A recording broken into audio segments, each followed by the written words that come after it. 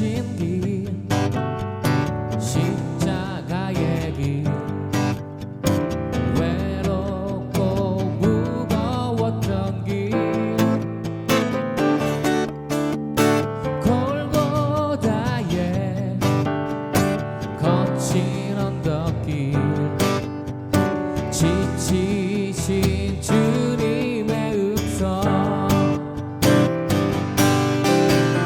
오 나의 주님 용서하소서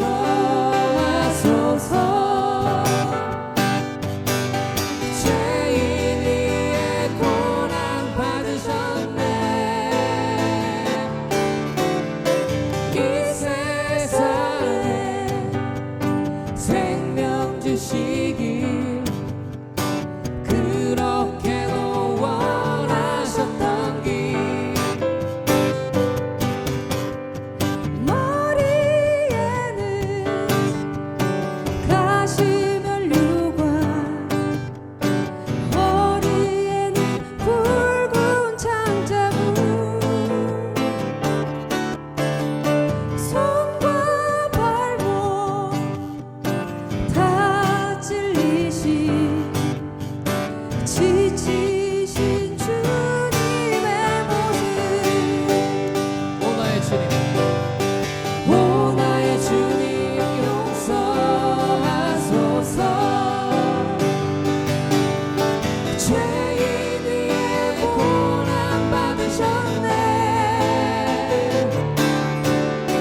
이 세상에 생명 주시길 그렇게도 원하셨던 길 오 나의 주님 오 나의 주님 용서하소서 죄인 위에 고난 받으셨네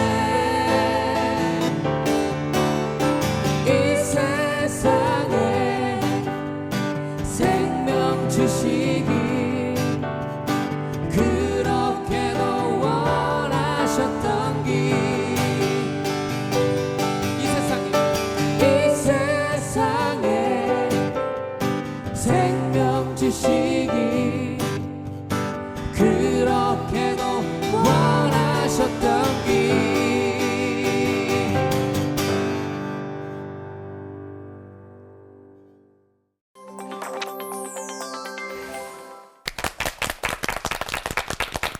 해마다 사순절의 시기가 되면 주님 가신 십자가의 길을 묵상하게 되죠. 그때 가장 인상적인 장면이 바로 십자가에 달리신 예수님과 그 옆에 나란히 매달린 두 강도가 아닐까 싶습니다. 당신이 그리스도라면서요. 하나님의 아들이라면서 십자가에 못 박혀 죽어가는 꼴이라니. 그래요. 진짜 하나님의 아들이라면 어서 당신과 우리를 구원해보라니까요. 아, 맞지. 메시아라면 우리 백성들도 구원하고 말지. 근데 우리야 강도짓을 이렇게 벌받는 거지만 이분은 잘못한 게 없으신데 왜 십자가를 지셨지? 이렇게 갑자기 분위기를 싸하게 한다고? 죄인 주제에 뻔뻔스럽게. 아니야, 달라. 저분은 뭔가 우리랑 달라.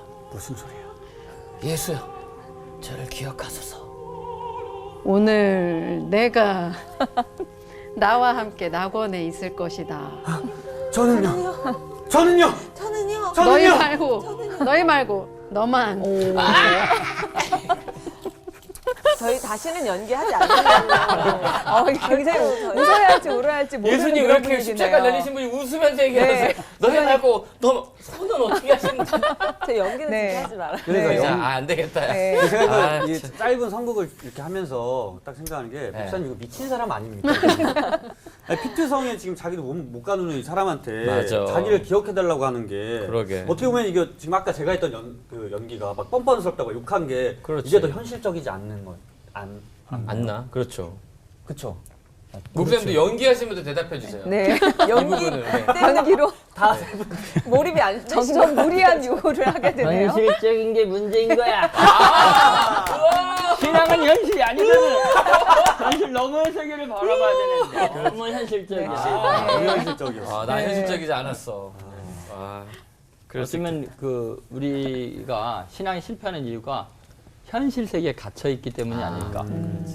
너무나 피부에 와닿는 현상만 보고 그 이면에는 하나님의 섭리와 하나님의 뜻 그걸 생각하지 않고 또 내가 원하는 메시아상 구주는 이래야 돼라는 그 현실적인 자기 아픔 때문에 지금 당장 나를 구원하라고.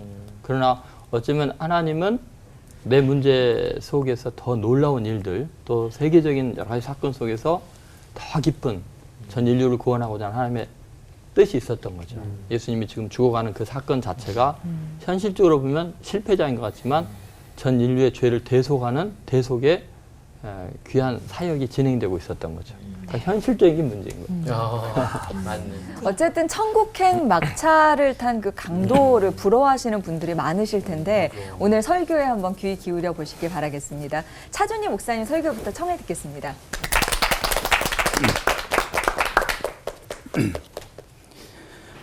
예수님과 함께 피 흘리며 십자가에서 매달린 두 사람의 행악자가 있었습니다. 근데 그들의 운명은 마지막 순간에 완전히 갈렸습니다. 이 사건은 마태, 마가, 누가, 요한, 사복음서에 다 나옵니다. 그런데 누가복음서에만 나오는 게 있는데 그 두 행악자의 발언이에요. 두 행악자가 무슨 말을 했는가? 그건 누가복음에만 나옵니다. 그 당시 십자가 처형은 죄수를 아주 고통스럽게 처형하는 하나의 방식이었습니다. 죽음의 고통을 최대한 연장시키는 거예요.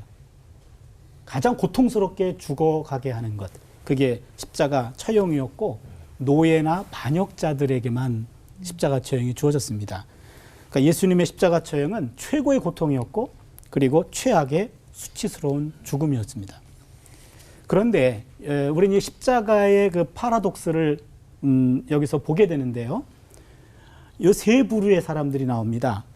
첫 번째는 관리가 나오고 두 번째는 군인들이 나오고 세 번째가 두 행악자가 나와요.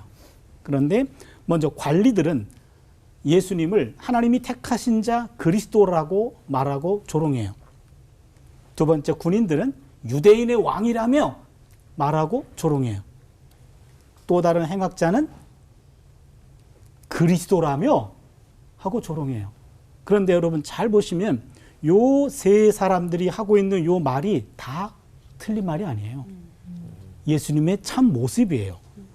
그런데 눈앞에 있는 십자가 때문에 가려워서 예수님의 참 모습을 깨닫지 못한 겁니다. 그게 십자가의 파라독스입니다. 십자가를 이해하지 못했기 때문에 십자가를 지신 그 예수님의 본 모습, 그것을 놓친 거죠. 여기서 우리는 조롱하는 행악자에게 좀 포커스를 맞춰보면 군인들은 희롱하면서 예수님에게 신포도주를 주었죠. 이 신포도주는 그 당시 노동자들이나 군사들이 애용하던 피로회복제입니다. 로마 시대 바카스예요. 네. 그래서 그거를 준 거는 그 예수님의 생명을 조금 더 연장시켜서 더 많이 조롱하고 고통을 주려는 거였어요. 이때 한 행악자가 노골적으로 한 말이 있습니다. 비방했다고 나와요. 비방하다라는 말이 누가복음 22장 63절을 보니까 예수님이 체포되신 후에 지키는 사람들이 예수를 희롱하며 때리며 많은 말로 욕하더라 할 때 욕하더라 이 말과 같다는 단어입니다. 그러면은 그 마지막까지의 십자가 동료였죠. 그 행악자 한 사람은 예수님을 지금 박해하고 있다. 거의 욕하고 막 손이 닿으면은 폭력까지 행할 정도, 이 정도의 어떤 그 어처구니 없는 모습을 보여주고 있죠. 그런데 우리가 오늘 만나야 될 사람, 회개하는 또 다른 행악자가 있습니다. 이 행악자는 누가복음 23장 40절에서 네가 동일한 정죄를 받고서도 하나님을 두려워하지 아니하느냐 하면서 하나님을 두려워한다라는 표현을 써요. 두 번째는 41절을 보니까 우리가 행한 일에 상당한 보응을 받는 것이니 이에 당연하거니와 이 사람이 행한 것은 옳지 않은 것이 없느니라. 자신들이 받는 벌은 합당하고 죄를 인정하고 회개하고, 그렇지만 예수님의 무죄를 그는 인정하고 있는 거죠. 42절에 또 한마디 하는데 당신의 나라에 임하실 때에 나를 기억하소서. 예수님의 나라를 알고 있어요. 하나님의 나라를 알고 있습니다. 예수님의 왕권을 인정하고 예수님의 왕권이 죽음으로 끝나는 것이 아니라 죽음을 초월하는 왕권이 있다라는 것을 고백한 거예요. 그러고 보면 이 두 번째 회개한 행악자, 저는 이 사람을 제1호 천국 시민이 되는 사람이었다, 그렇게 이름을 붙여보는데요. 내가 진실로 내게 이르노니 오늘 네가 나와 함께 낙원에 있을 것이다. 낙원이 선포가 됩니다. 의롭게 죽은 영혼들이 잠정적으로 안식을 취하는 장소가 바로 낙원이에요. 그 낙원의 1호로 초대가 되는 거죠. 고통의 숨을 몰아쉬며 죽어가던 또 다른 행악자는 소망을 부여잡았습니다. 마지막 순간에 예수님을 의지했습니다. 결국 이 행악자는 십자가의 공로로 천국에 들어간 성도 중에 제1호 천국 시민이 되는 영광을 얻게 되었죠. 어떤 이는 이를 가리켜 단박구원이다. 빌리 그레함 목사님 그렇게 얘기했습니다. 그런데 이 사람을 우리가 조금 눈여겨보면 탁월한 신앙을 가진 사람이었습니다. 아까 잠깐 언급했듯이 첫 번째는 십자가 고통 속에서도 나는 죽어 마땅한 자입니다. 자신의 죄를 인정했어요. 그리고 형벌을 마땅한 것으로 받아들였습니다. 이거는 보통 고백이 아닙니다. 두 번째는 다른 정치범을 꾸짖으며 하나님을 두려워하라고 얘기해요. 하나님을 두려워하는 사람이었고, 세 번째는 십자가 고통 속에서도 동료에게 죄를 인정하라고 촉구하면서 예수님이 죄 없이 십자가에 달리셨다라는 것을 그는 전하고 있습니다. 어찌 보면 마지막 순간까지 전도자의 모습이 여기서 비춰지곤 합니다. 그 광경에서 우리 예수님에게 또 한번 초점을 맞추면 예수님다운 최후를 맞이했구나라는 생각이 들어요. 인자가 온 것은 잃어버린 자를 찾아 구원하려 합니다. 누가복음 19장 10절이 말합니다. 예수님은 죄인을 위해 오신 분이고 죄인들과 함께 사셨던 분인데 죽는 순간에도 십자가에서 죄인들과 함께 죽었습니다. 예수님다운 일이었고, 그런데 그 십자가에 함께 죽은 그 죄인들에게 내가 함께 낙원에 있을 것이다 라고 마지막까지 그 죄인을 구원하는 일에 당신의 마지막 사역을 거기에 할당하셨습니다. 이 단락은 조롱하는 3명의 사람들과 고백하는 한 사람을 대조하고 있습니다.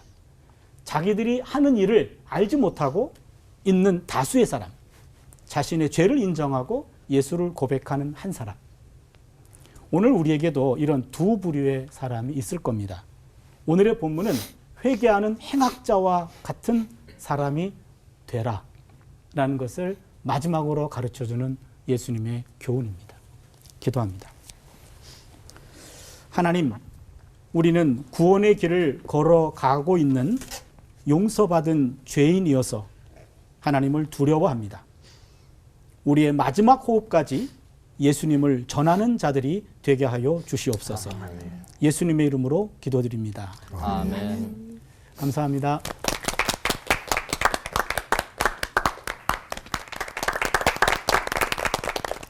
네, 최악의 상황에서도 구원받을 수 있는 3마디라는 제목으로 말씀을 전하겠습니다.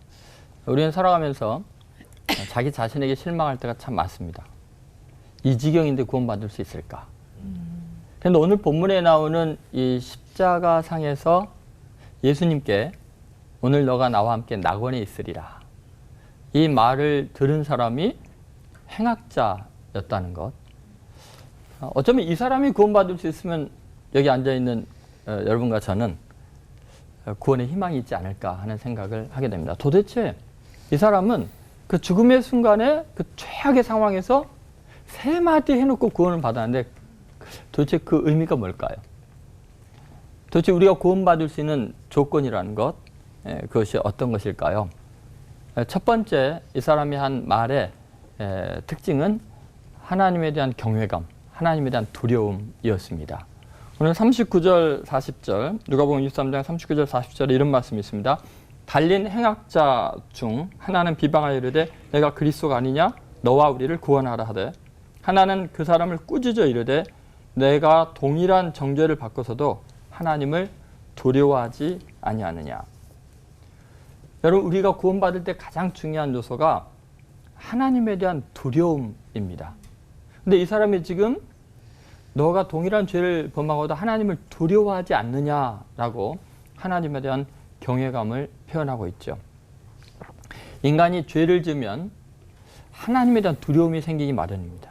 그런데 그 죄를 반복해서 짓다 보면 마음에 강팍해지다 보면 하나님에 대한 두려움이 없어지죠.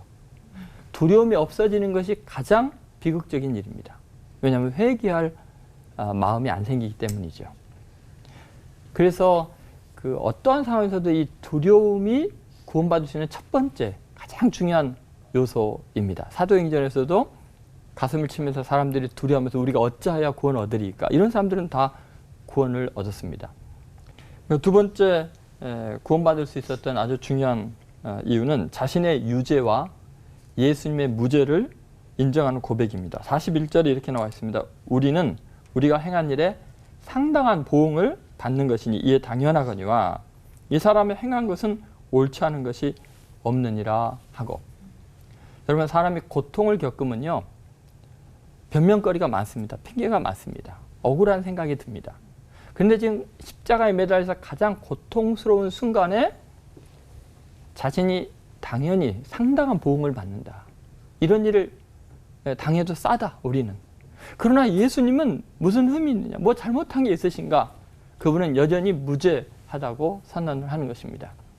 여러분, 우리가 살아가면서 내가 고통을 겪고 어렵고 힘들 때 맞아요, 하나님, 내가 지은 죄에 비하면 이거 아무것도 아닙니다. 주님, 당연히 나는 이런 벌을 받아 마땅한 자입니다. 이게 회개입니다. 억울해요. 내가 뭘 잘못했다고요? 이렇게까지 하십니까? 이건 회개가 아니죠. 그래서 이 사람의 진정한 회개는 어떠한 상황에서도 자기의 죄를 인정하고 그 형벌 당하는 것, 고난 당하는 것을 마땅한 걸로 여기지만 예수님은 무슨 의미 있습니까? 라고 고백하는 거죠. 여러분, 다윗이 훌륭한 것이 뭐냐면 바로 그런 고백이었습니다. 시편 51편에서 3절 5절에 이런 말씀하십니다. 물론 나는 내 죄가를 아오니 내 죄가 항상 내 앞에 있나이다. 자기의 죄를 인정을 하죠. 내가 주께만 범죄하여 주의 목전에 악을 행하였사오니, 그 다음 이렇게 말해요. 주께서 말씀하실 때 의로우시다 하고 주께서 심판하실 때 순전하시다 하리이다. 여러분, 다윗의 고백이 훌륭한 건 뭐냐면 자기는 죄인이고 주님은 내게 어떠한 벌을 내려도 태어난 아기를 죽이실지라도 주님은 의로우시고 옳으십니다. 이 고백이 중요하다는 거죠. 세 번째, 십자가에 달린 예수의 주제권을 인정했다는 겁니다. 42절에 이르되 예수여 당신의 나라에 임하실 때 나를 기억하소서. 여러분, 이 고백은 정말 놀라운 고백이죠. 왜냐하면 예수님께서 기적을 일으키고 능력을 행하고 높임을 받을 때 한 고백이 아니에요. 지금 모든 걸 잃어버리고 가장 나약한 상태로 비참하게 지금 죽임을 당하는 그 순간에 그분의 주권을 인정하고 그분의 나라를 인정한 거예요. 베드로를 비롯해서 많은 제자들은 예수님의 능력을 행할 때는 왕이라고 주님이라고 따랐어요. 그런데 예수님이 체포되는 순간부터 다 도망가고 부인하고 다 실패했어요. 그런데 이 사람은 예수님의 가장 비참한 순간에 그분의 주권을, 그분의 왕권을, 그분의 나라를 인정했던 거죠. 여러분, 십자가 위에 달리신 그분이 전 인류의 구주라는 고백, 그분이 진정한 왕이라는 고백, 이건 아무나 할 수 있는 게 아니죠. 사도 바울도 이걸 고백하죠. 고린도 전서 1장 22절부터 24절에 보면 유대인은 표절과 헬라는 지혜를 찾으나 우리는 십자가에 못 박힌 그리스도를 전하니. 그리스도는 하나님의 능력이요 하나님의 지혜니라. 그러니까 사도 바울이 말하는 신앙의 핵심은 뭐냐? 십자가에 못 박힌 그분이 바로 하나님의 능력이고 하나님의 지혜이고 하나님의 아들이고 우리의 구주라는 고백입니다. 그러면 생각해 보세요. 사도 바울 같은 석학이 나중에 깨달은 그거를 가장 먼저 십자가에 못 박힌 그분이 왕이고 구주라는 그 고백을 이미 예수님 곁에서 최초로 한 사람이 이 사람인 거예요. 이 사람은 평생 동안 죄만 지은 것 같지만 가장 어려운 신앙 고백, 가장 위대한 신앙 고백을 한 사람이에요.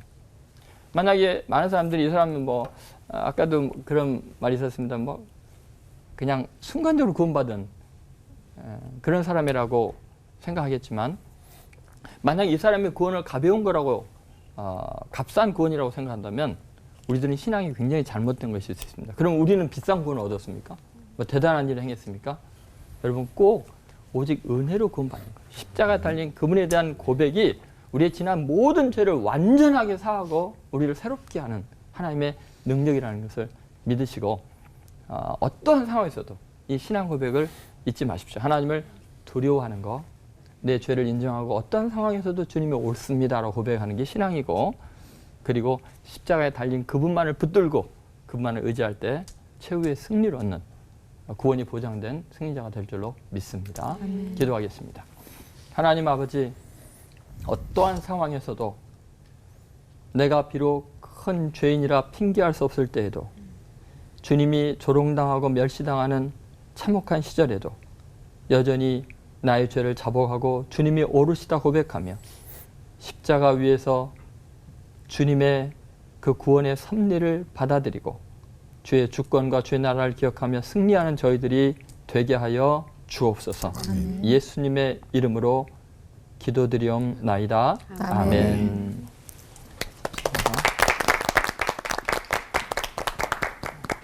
하나님께서 이 세상을 만드시고 계획하셨던 계획, 아니 사실은 온 우주 만물을 만드시기 전에 계획하셨던 계획이 구원 계획이죠. 그 구원을 결정적으로 이룬 순간, 바로 예수님께서 십자가를 지심으로 이루셨습니다. 우리가 흔히 말하는 이 고난주간의 성금요일, 그 십자가의 사건 가운데 가장 결정적인, 인류구원의 가장 대표적인 표상이 될 수 있는 사건이 예수님과 함께 달린 두 행악자 가운데 한 사람이 구원받은 사건이라고 생각합니다. 우리는 이미 잘 알고 있습니다. 두 사람이 서로 가까운 사이에서 이야기를 주고받아요. 서로의 이야기를 서로 나눌 수 있을 만큼 굉장히 가깝게 있지만 잠시 뒤면 다시 만나지 못하는 영원한 가장 먼 거리로 떨어지게 되죠. 그래서 저는 이 두 사람의 관계를 이렇게 표현하고 싶어요. 가깝고도 먼 두 사람. 어쩌면 이야기를 주고받으면서 가까이 지나는데 시간만 좀 지나면 다시는 영원히 만나지 못하는 가장 먼 사람이죠. 반대로 생각하면 멀고도 가까운 사람이 있습니다. 우리는 평생에 한 번도 만나보지 못했지만 지구촌 어느 구석 어디에 있든지 예수 그리스도를 구주와 주님으로 영접한 사람은 언젠가는 우리가 같은 동네에서 만나죠. 그 동네 아시죠? 네. 우리 그곳에 갈 거 아닙니까? 그래서 그런 관계는 멀고도 가까운 관계예요. 저는 오늘 이 가깝고도 먼 두 관계에 있는 사람들 어떻게 이렇게 되었는가? 이미도 언급하신 대로 차준희 목사님 또 조 목사님께서 말씀하신 대로 이 예수님의 십자가 사건은 사복음서가 모두 기록해요. 그런데 마태복음과 마가복음에 보게 되면 달린 행악자들도 함께 욕했습니다. 십자가에 처음 달렸을 때 달린 행악자들이 함께 욕했어요. 근데 잠시 뒤에 한 강도가 회개하고 돌아오죠. 근데 이 한 강도가 회개하고 돌아오기 전에 예수님께서 십자가 위에서 하신 첫 번째 말씀이 있습니다. 우리가 흔히 말하는 가상칠은 예수님께서 십자가 위에서 7마디 말씀을 하셨는데요. 가장 먼저 하신 말씀이 뭐죠? 아버지여, 저들을 용서해 주십시오. 저들이 알지 못하고 이러한 죄를 짓고 있다고. 알지 못하고. 저는 이 대목 잠깐만 설명하고 넘어가고 싶어요. 이게 모르는 게 죄라는 거예요. 그럼 왜 모르죠? 공부 안 해서. 공부 안 하면 모르는 겁니다. 공부 안 하는 게 죄예요. 무슨 공부? 뭐 영어, 수학, 사회과학, 자연 이런 게 아니죠. 국영수, 사회, 자연 이런 게 아니고 예수 그리스도를 제대로 알지 못하면 그게 바로 죄라는 거예요. 세상 모든 것을 알아도 예수 그리스도 모르면 죄예요. 세상 모든 것을 다 몰라도 예수님 알면. 그래서 바울이 이렇게 고백하지 않습니까? 내가 내 주 예수 그리스도를 아는 지식이 가장 고상함을 인해서 이 모든 것을 무엇으로? 배설물로 이겼다고. 배설물로 이겼다고. 그리스도 예수. 그가 자랑했던 게 내가 난지 8일 만에 할례를 받고 이스라엘 족속의 히브리인 중에 히브리인이요 바리새인이요 내가 베냐민 지파요 왕손이라는 이야기입니다. 선민이라는 이야기입니다. 가말리엘 문화에서 법학과 철학과 수사학을 공부했어요. 얼마든지 자랑할 게 많아요. 그런데 예수님 알고 보니까 이게 다 뭐예요? 배설물이라는 겁니다. 옛날 구역 성경에는요 똥같이 여겼다고 돼 있어요. 근데 사실은 그게 우리가 개가 먹었다가 토해놓은 게 그게 배설물이라는 원어의 뜻이에요. 주님을 안다는 게 얼마나 중요해요. 근데 이 이야기 듣고 한편 강도가 회개하는 겁니다.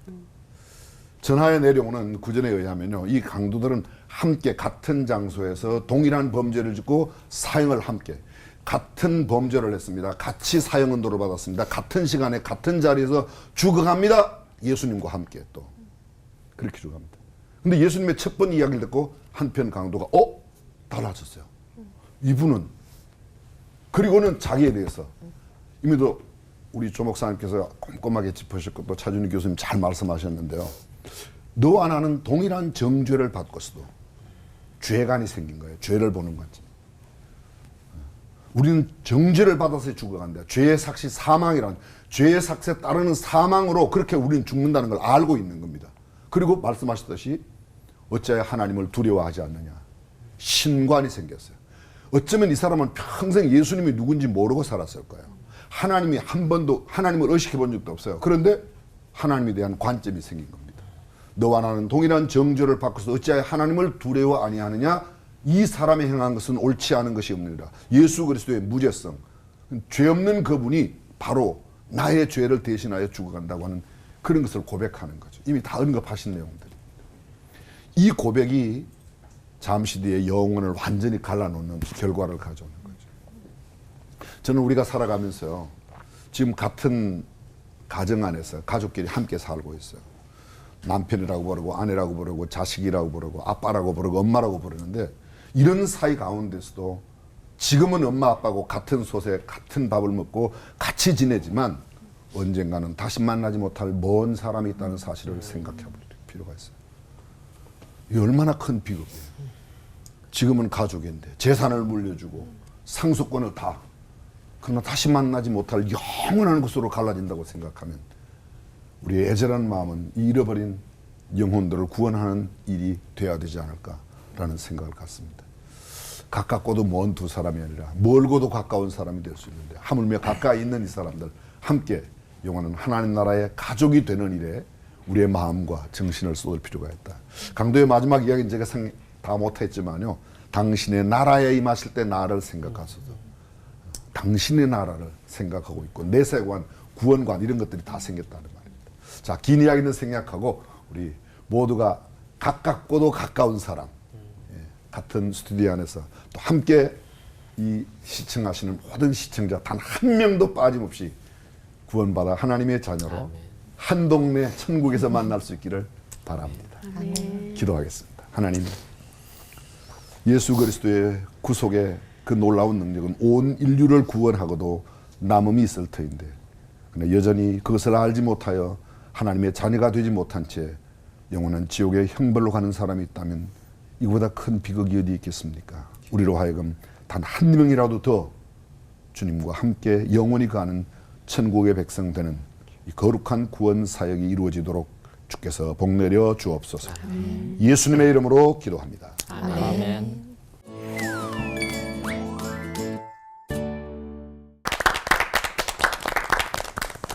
지금까지는 성경의 한 그냥 부분이다라고만 생각을 했는데 목사님들께서 생생하게 설교를 해주시니까 지금 골고다 언덕에 세 개의 십자가를 마주보고 있는 듯한 그런 기분이 들었습니다. 그러면서 가슴이 좀 이렇게 쩌릿쩌릿한 그런 느낌이 들었어요. 가슴이 쩌릿쩌릿하기도 하면서 좀 궁금한 건 예수님 옆에 있는 두 강도가 그냥 일반적인 강도도 아니고 성경에 보면 행악자라고 하잖아요. 행악자. 그러면 그냥 일반 강도도 아니고 예수님 양옆에 행악자가 있어요. 그럼 예수님의 제목은 도대체 뭐길래 행악자가 양옆에 있는 그 십자가상의 최고형을 받으셨을까? 그게 궁금해요, 목사님. 도대체 예수님의 제목은 뭐길래 그 최고형을 받으셨을까요? 행악자들과 함께. 아까 그 차준희 교수님께서 이제 십자가형이 이제 페르시아부터 시작이 돼서 로마 제국까지 컨스탄티누스 황제가 이제 그거를 멈출 때까지 진행이 되는데 그 십자가형은 로마 시민이나 일반 사람들은 처형 안 시키고 노예나 반역자들, 그러니까 특히 이제 그 로마 사회 전체가 이제 노예에 의해서 움직여지기 때문에 노예가 반란 일으키면 안 되기 때문에 아주 본때를 보이는 거고 반역자들에 대해서도 아주 처참한 그런 종말을 보여줌으로써 그 반역을 억제하는 효과가 있겠죠. 그렇다면은 이제 본문에 나오는 그 이 행악자라는 그 헬라어 자체가 사실은 뭐 범죄자다라는 뜻이거든요. 근데 마가복음 15장 27절인가 거기에 그 17장인가 거기에서 나올 때는 이 강도라고 나오거든요. 네. 근데 사실은 이것은 어떤 의미에서 지금 이 십자가형에 처해질 정도라면 이게 반역, 로마 입장에서는 반역자거든요. 그것이 범죄 행위고 그게 강도 같은 짓이다. 그러면 이 사람들은 아마도 젤로 땅, 열심 당원일 가능성이 많습니다. 다시 말해서 우리나라를 만나면 일제시대 독립투사들, 그러니까 일제 그 어떤 폭정에 대해서 항거하고 독립을 위해서 목숨을 걸고 싸우는 사람들이죠. 그래서 로마의 앞잡이들, 세리나 뭐 이런 사람들은 뭐 그 단도를 가지고 다니다가 시칼이라고 이걸 찔러서 죽일 정도로 그 자기네들 딴에 이렇게 독립투사들이죠. 근데 예수님의 이 행악자 사이에 있다는 것은 예수님을 지금 정치범으로 뭐라 하는 겁니까? 로마 황제 외에 다른 왕이 있다고, 다른 나라, 로마 제국 외에 다른 나라, 자꾸 하나님의 나라 이야기를 하니까 그래서 예수님을 가장 비참하게 십자가를 못 박으라고 소리 지르는 그 죄목이 바로 반역죄에 해당하기 때문에 그런 의미에서 본다면 로마 입장에서는 이들은 큰 행악자이지만 뭐 이스라엘 사람들 입장에서 보면은 어쩌면 좀 독립투사 그렇게 될 수도 있는 거죠. 네. 제가 조금 보충을 좀 하면은요. 그 아까 마태, 마가, 누가, 요한복음에 다 나온다 그랬잖아요.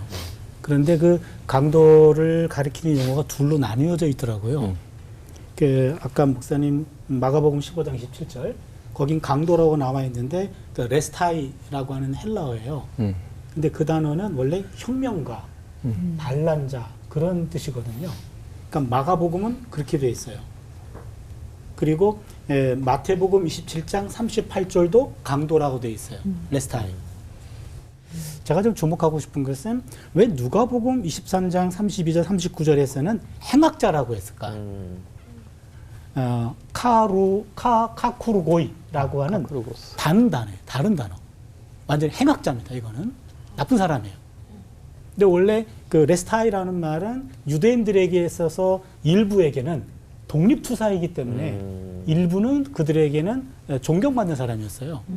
근데 누가복음에서는 행악자다 이렇게 얘기하고 있다. 아마 이념에 확고한 투쟁가였을 것 같아요. 그 두 강도들. 그런데 예수님은 그 과격한 폭력을 동반한 혁명가들하고는 좀 거리를 둔 것 같아요. 누가복음의 저자가 보기에는 예수님은 비폭력 평화주의자입니다. 철저히. 예수님은 억울하게 정치범으로 처형당했어요. 그것도 십자가 처형은 아까 말씀드렸듯이 노예하고 반역자들에게만 해당하는 건데 억울한 겁니다. 근데 누가는 그 행악자를 그 사람들을 행악자로 바꿔 불렀다라는 것은 그 사람들은 혁명가였지만 그러나 성경이 봤을 때 폭력을 동반한 혁명은 하나님이 인정하지 않았다. 그래서 폭력은 악한 것으로 평가하려고 그를 행악자라고 누가복음은 얘기한 것이 아닌가. 전 사실 고민을 많이 했어요. 이 독립운동가거든요, 사실은. 그렇지만은 폭력으로 폭력을 행했던 그런 것들에 대해서는 예수님의 정신과는 조금 거리가 있었다. 네, 그 점도 아마 봐야 될 것 같아요. 또 다른 해석이 있어요. 네. 또 다른 해석은 이런 해석입니다. 여기 행악자, 제가 아까 잠깐 언급했는데요. 살인자예요. 이 사람들이 지금 구전에서 전해 내려오는 바에 의하면 이 두 행악자는 살인자예요. 근데 어떤 살인자인가? 아마도 생각할 때 보편적인 살인자가 아니고 로마의 행정관이나 아니 팔레스타인을 다스리고 있는 로마 시민권을 가지고 있는, 그래서 로마 황제와 로마의 황제 권한이 통치권에 저항하는 그런 사람, 방금 연관된 그런 것과 연관해서 그런 일이 아니었던가 생각하는 게 있고요. 예수님 어떤 죄목이냐? 예수님 놓아주려고 그랬지 않습니까? 빌라도 총독이 놓아주려고 그랬는데 그들이 십자가에 못 박아서 바라바를 놓아달라고, 방금 우리 전윤희 교수님 말씀하신 대로. 근데 이제 예수님의 행하는 일이 로마 정부에 반역한다고 제자들도 와서 묻지 않습니까? 이스라엘의 회복이 언제입니까? 예수님 언제냐고 그렇게 물을 때 그들은 정치적인 어떤 지도력으로 예수님의 나라를 이루실 거라고 생각하는데 예수님이 말씀하고 있는 나라는 그런 나라가 아니지 않습니까? 그래서 우리가 생각할 때 진짜 예수님께서 언급하고 계시는 내용이 뭐냐 하는 그게 훨씬 더 중요하다고 생각이 들고요. 한마디로 다시 요약해보면 결정적인 십자가 사건을 통해서 이루시려고 하는 게 구원이니까 아주 대표적인 그러니까 1호라고 말씀하셨지 않습니까? 그죠? 신약 시대 예수님의 십자가 현장에서 가장 먼저 구원하신 그 사건 그것을 우리가 기억하는 게 훨씬 더 중요하다는 생각을 갖습니다. 근데 십자가의 그 두 강도를 얘기를 들으면서 저는 좀 이상하게 생각되는 게 처음에는 같이 욕을 했단 말이에요. 근데 같이 욕을 하는 입장에서 어느 순간에 한 사람이 이렇게 회심을 하게 됐는데 어떤 계기가 있어서 그렇게 마음을 돌이키게 됐을까 저는 그 점이 좀 궁금하더라고요. 그래서 저희가 준비했습니다. 십자가의 두 강도가 보여준 모순 중의 모순을 풀어보기 위한 질문 타임! 오늘따라 좀 공허하네. 질문 드려보도록 하겠습니다. 아까 행악자라고 하셨던 그 두 강도, 이 평생 죄만 지었고 방금 전까지만 해도 같이 조롱하고 비방했던 사람인데 이 자기 몸도 가누지 못하는 예수에게서 대체 무엇을 받기에 놀라운 이 심경 변화가 일어날 수 있었는지. 그래서 조동천 목사님, 반면 똑같은 상황에서 다른 강도는 어째서 이 예수님을 알아보지 못했을까요? 사실 이제 인간은 자기가 바라는 신이 있어요. 그러니까 자기가 이상적으로 생각하는 그 메시아가 있고요. 그런데 그것은 자기의 욕망에 대한 투여에 불과할 때가 많이 있거든요. 앞에서 이제 목사님들께서도 이야기했다시피 그 강도라는 두 사람이 만약에 젤로 땅이라든지 또는 로마에 항거했던 독립투사 같은 사람들이었다면 제일 꼴보기 싫은 사람이 예수일 거예요. 그렇잖아요. 한 강도 입장에서 자기는 지금 나라를 구원하기 위해서 로마와 싸우면서 지금 목숨을 걸고 지금 피를 흘리고 지금 있는데 예수님은 거기에서 매달려갖고 맨날 나약한 소리만 하더니 이제는 저들의 죄까지 용서해달래. 저거 지옥에 가야 되는데 로마 제국은 멸망당해야 되는데 저들의 죄를 용서해달라고 한다면 정말 지금 이렇게 고통 가운데서 목숨을 바쳐서 나라의 독립을 위해서 투쟁하고 헌신했는데 어떻게 저런 사람이 있을 수 있을까 하면서 분노가 안 치밀어올 수 없을 것 같아요. 만약에 일제시대라고 생각해 보세요. 독립투사 지금 고문을 당하고 있는데 어떤 사람이 잡혀와가지고 맨날 저들의 죄를 용서해달라고 그러고 그렇다면 이게 이해가 되겠죠. 안 되죠. 그러니까 분노할 수밖에 없고 예수님을 저주할 수밖에 없는 거예요. 그런데 다른 한 사람은 동일한 마음으로 처음에 그랬다가 예수님 하시는 말씀을 하나하나 보니까 그 십자가상의 태도를 보니까 전혀 다른 세계를 지금 느낄 수 있는 거죠. 용서의 세계. 그리고 로마인들만 죄인 줄 알았더니 우리도 죄인이구나. 동일한 어떤 죄인 의식을 느끼게 되고 그 다음에 그분의 선하심 앞에서 뭔가 지금 다른 세계가 있지 않을까.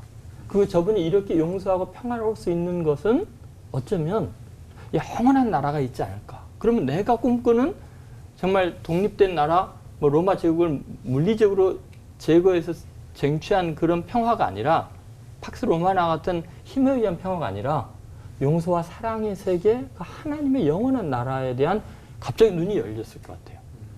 그 똑같은 설교를 들어도 어떤 사람은 은혜 받았습니다. 인생이 전화집니다 하는가 하면 어떤 사람은 시험이더라고 나 욕한다고 그러거든요. 지금 똑같은 예수님의 십자가상에서의 이야기를 들으면서 자기가 원하는 신, 자기가 원하는 메시아 그대로 해석할 수밖에 없는 것 같아요. 그래서 아마 이런 차이가 나지 않았을까 그런 생각이 듭니다. 다음 또 질문 드려보도록 하겠습니다. 내가 내일 너희와 함께 낙원에 있으리라, 이 말씀에 대한 궁금증인데요. 저는 여기서 딱 그냥 들었을 때 이 말씀이 이 낙원이 저는 천국으로 저는 생각하고 있었거든요. 근데 또 이렇게 생각하고 계시는 분들도 많이 계실 거라고 생각합니다. 그래서 차준희 목사님께 내일 낙원에 함께 있을 거라고 하신 예수님께서 사흘 만에 부활하신 거는 대체 어떤 의미가 있는지 궁금합니다. 그러네. 남들은 다 낙원으로 초대하고 그러니까 본인은 다시 천국에 본인은 떴어. 내일 낙원에 있을 거야 이렇게 딴 데 가서. 네. 팩트 체크, 그죠? 그러네요. 그 낙원이라는 그 파라다이스라는 말, 이 단어가 성경에 보니까 딱 3군데 나와요. 저도 이번에 공부하면서 배웠는데 그 누가복음 23장, 고린도후서 12장, 요한계시록 2장 3군데만 나오더라고요. 이 낙원이라는 말은 그냥 아름다운 동산이라는 그런 뜻으로 페르시아어예요, 원래가. 의인이 죽은 다음에 부활할 때까지 잠시 머무는 곳. 이게 지금 누가복음, 오늘 본문에 나온 누가복음 23장 43절에 보면 바로 예수님도 부활하기 전까지 머무는 곳이었어요. 그게 누가복음에서 말하는 낙원이고, 잠시 죽은 영혼들이 의로운 사람들이죠. 의인들이죠. 구원받은 사람들이죠. 돌봄을 받고 새로운 힘을 얻는 장소였어요. 그런데 요와 비슷한 현상이 요한복음 14장 2절에 내 아버지 집에 거할 곳이 많도다. 그렇지 않으면 너희에게 일렀으리라. 내가 너희를 위하여 거처를 예비하러 가노라. 여기 거할 곳이 많도다. 요게 헬라어로 모네라는 말인데, 모네, 이게 잠시 머물러서 휴식하면서 여행을 계속할 힘을 재충전하는 곳이에요. 그러니까 죽음과 부활 사이에 예비된 장소. 그러게 내가 잠시 너희 거처할 곳을 마련해 주기 위해서 간다 할 때 요 고개 기능상으로는 낙원이죠. 그런데 요 단어가 모네라는 말이 헬라어로 최종 목적지가 아니고 임시 숙소예요. 임시 숙소. 그걸 하나님이 마련해 주겠다. 그게 지금 요한복음 14장 2절에 그 단어, 같은 단어는 아닌데 기능은 같고, 고린도후서 12장 4절에 거기 보면은 바울이 3층천 얘기하면서 낙원을 봤다고 얘기해요. 거기 보면은 현재는 숨겨져 있어요, 낙원이. 그런데 셋째 하늘에 있다고 바울이 신비한 체험을 했어요. 그래서 하늘이라고 하는 말은 헬라 말로 우라노스라고 하고 쓰는데 거기에는 스카이하고 헤븐이라는 의미가 다 포함되어 있어요. 스카이라고 하는 거는 그냥 창공, 물리적 공간이고, 헤븐이라고 하는 것은 하나님과 천사들이 거처. 그러게 하늘이라고 하는 것도 우리가 바로 아마 사도 바울의 3층천은 그 윗, 헤븐, 스카이가 아니라 헤븐, 여기에 낙원이 있을 것이다 라고 체험했고, 마지막 요한계시록 2장 7절을 보니까 낙원에 있는 생명나무 열매를 주어 먹게 하리라 이렇게 얘기해요. 생명나무가 있는 낙원이에요. 낙원이 회복이 돼요. 요한계시록에 보면 여기서는 요한계시록 22장 1절에서 5절에 보면은 회복된 낙원의 상황이 그려집니다. 현재 한때 상실했던 낙원이 천상의 예루살렘이 이렇게 함께 회복되면서 이것이 하나님 나라로 바뀌는 거죠. 그럼 정리해 볼게요. 지금 3군데만 낙원이 나온다 그랬잖아요. 그렇죠? 누가복음에서는 잠시 머무는 곳이었다. 그 다음에 고린도후서 12장에서는 셋째 하늘에 있는 곳이었다. 요한계시록에서는 창세기에 나와 있는 낙원의 기능, 단어는 안 쓰였지만 그것이 나중에 완전히 하나님 나라가 임할 때 회복이 된다. 그럼 정리해 본다면 낙원은 예수님을 믿다가 죽은 의인들이 잠시 머무는 곳인데, 예수님이 낙원으로부터 부활했다라는 것은 그거는 잠시 머무는 곳이지 영원한 곳은 아니다. 그래서 영원한 천국 보좌로 입성할 때 낙원의 기능이 천국에 흡수되는 것 같아요. 낙원이 완전히 더 살기 좋은 곳으로 완전히 바뀌고 예수님 재림하실 때 완성된 하나님의 나라가 낙원을 흡수하는, 그러니까 낙원은 천국의 하나의 부분의 기능을 하는데 나중에 완전히 회복되는, 그걸로 현재 성경적으로 봤을 때는 그렇게 정리가 가능할 것 같아요. 네. 십자가에 달린 두 강도의 이야기를 오늘 나누고 있는데요. 전도하다 보면 이런 반응 보이시는 분들이 있어요. 지금은 때가 아닌 것 같다. 조금만 있다가 내가 생각해 보겠다라는 얘기를 하시는데, 정말 죽음을 앞에 두고 있는, 그리고 그때 회심한 강도처럼 우리에겐 그렇게 급박하게 생각되는 자리에 있지 않아서 그런가라는 생각도 좀 하게 됩니다. 네, 근데 이렇게 생각하면 좀 달라지지 않을까 싶은데요. 내가 만약 지금 예수님의 십자가 옆에 나란히 매달려 있다면 그러면 예수님께 어떤 이야기를 하고 예수님께 또 어떤 이야기를 듣고 싶을까 이렇게 좀 생각을 해보게 되는데 목사님들께서는 어떻게 생각하시는지 어떨 것 같으신지 궁금하고요. 예, 또 한 영혼이라도 예수님처럼 그 마지막 순간까지 한 영혼이라도 구원을 잘 하려면 영혼 구원 잘 하려면 어떻게 해야 되는지도 궁금합니다. 네, 두 입장의 얘기를 물어봤네요. 강도의 입장, 예수님의 입장. 입장차가 클 듯합니다. 고명진 목사님부터. 이게 굉장히 쉽고도 난해한 문제인데요. 그냥 간단하게 생각했으면 좋겠어요, 저는요. 제가 어떤 모양으로든지 뭐 아주 극단적인 표현을 말하면 지옥에라도 주님과 함께 한다면. 사실은 그 말은 말이 안 되죠. 왜 주님은 지옥에 안 오시니까. 이 땅이 가장 어렵고 가장 힘든 상황이라도 주님이 함께라면. 내가 지금 현재 죽음의 순간이지만 주님과 함께 있다는 것이 그에게는 구원의 기회가 됐단 말이죠. 근데 함께 있음에도 불구하고 구원의 기회가 바로 내 옆에 지금 가까이 있음에도 불구하고 그걸 절박하게 느끼지 못하는 사람은 구원받지 못한 그 강도의 입장이 되니까 저는 이게 전적인 하나님의 은혜이다. 그렇게 생각해요. 이 사람이 구원받을 수 있으면 한평생을 그렇게 살아왔는데 어쩌면 자기의 의를 위해 살아왔고 어쩌면 독립운동가로 살아왔고 어쩌면 하여간 뭔가 나름대로 자기의 가치를 소중하게 살아왔는데 완전히 바뀌지 않습니까? 순간에 바뀌었어요. 그 순간에 바뀌는 그것이 이 가치관의 전환, 생각의 전환, 우리는 믿음으로의 전환, 불신앙에서 신앙으로 예수님을 바라보는 하나님을 바라보는 또 그동안 보지 못했던 당신의 나라를 생각하는 그래서 뭐 이렇게 신관, 죄관, 죄의 결과에 대해서 예수님관, 뭐 그다음에 내세관, 구원관 이런 것들이 그게 다 변화됐거든요. 그게 어떤 순간에 된다는 생각이 들어요. 그것을 아는 지식은 우리 교수님처럼 많이 공부를 하고 이렇게 해서 저희들도 마찬가지인데 그러나 구원받는 것은 아주 순간적인 그리고 하나님의 결정적인 은혜의 역사가 아니냐. 가까이 있다면 주님 저 구원해 주세요. 그냥 더 이상의 뭐 다른 바람이 없을 텐데 우리는 현실적인 걸 자꾸 생각해서 예수 믿으면 아파트 살 수 있나요? 자동차 그거 살 수 있나요? 이게 복잡해져요. 그 전혀 상관도 없는 맞아. 다 그거로만 연결을 짓는 것 같아요. 이 땅의 걸로 자꾸 연결하니까 맞아. 물질적인 가치관에 익숙해 있기 때문에 맞아. 지금도 그러지 않습니까? 예수 믿어서 20평에서 30평으로 갔다 그 사람 복 받았어. 그런 이야기 쓰지 말자는 우리가 진짜 맞아, 그런 거. 나는 목사의 나부터 교회에 있는 우리부터 맞아요. 그 사람 참 예수 믿어갖고 무슨 이번에 고시 합격했대. 난 그런 이야기 쓰지. 그럼 우리보다 공부 예수 안 믿는 맞아. 사람도 좋은 대학 들어간 사람 월급 많이 받는 연봉 많이 받는 게 얼마나 많은데 그 사람은 큰 복 받았네. 그렇죠. 그런 이야기 쓰지 말자는 맞아요. 거죠. 맞습니다. 죄송합니다. 맨날 이렇게 좀 터프하게 표현했어요. 저는 아마 그 다윗의 시편 23편의 한 구절을 먼저 하지 않았을까. 사망의 음침한 골짜기로 다닐지라도 해를 두려워하지 않을 것은 주께서 나와 함께 하심. 주님과 함께라면. 그리고 찬송가를 한 곡 부를 것 같아요. 한 절. 예수여 예수여 나의 죄 위하여 보배 피를 흘리니 죄인 받으소서.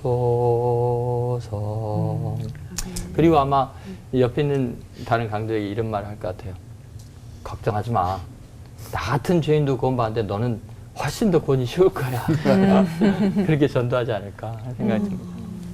혹시 그 강도 중에 한 사람은 그 예수님에 대한 소문을 들어보지 않았었을까요? 그런 생각도 저는 들어요. 그러니까 예수님에 대한 이야기를 간접적으로 듣던 직접적으로 보든 나쁜 강도, 좋은 강도. 좋은 강 회심한 사람은 그래서 어쩌면 처음에 그렇게 얘기했다가도 이 사람 진짜네라고 이 십자가 상에서 그러지 않았을까라는 생각도 저는 개인적으로 저랑 같이 비슷한 충분히 그랬어요. 그랬을 수도. 왜냐하면 그게 구원받지 못한 강도도 네가 그리스도가 아니냐. 그렇죠. 그리고 네가 그리스도가 아니냐. 들었던 알고 있어 그리스도라고. 그러니까 너도 구원하고 나도 구원해라. 이 사람이 생각하고 있는 구원관이 다를 뿐이죠. 구원받은 강도하고 구원받지 못한 강도의 구원관이 달라요. 그 알고 있던 것이 믿음으로 못 바뀐 거죠. 그렇죠. 네. 알미 믿음으로 못 바뀐 건데 네. 그 사람은 바뀐 거죠. 그 우리가 받아들여야 될 부분인 것 같아요. 이 부분. 네, 그렇죠. 오병이어 그 자리에 있었을 수도 있다. 그렇지. 그랬을 수도 있죠. 그럴 네. 수도 있죠.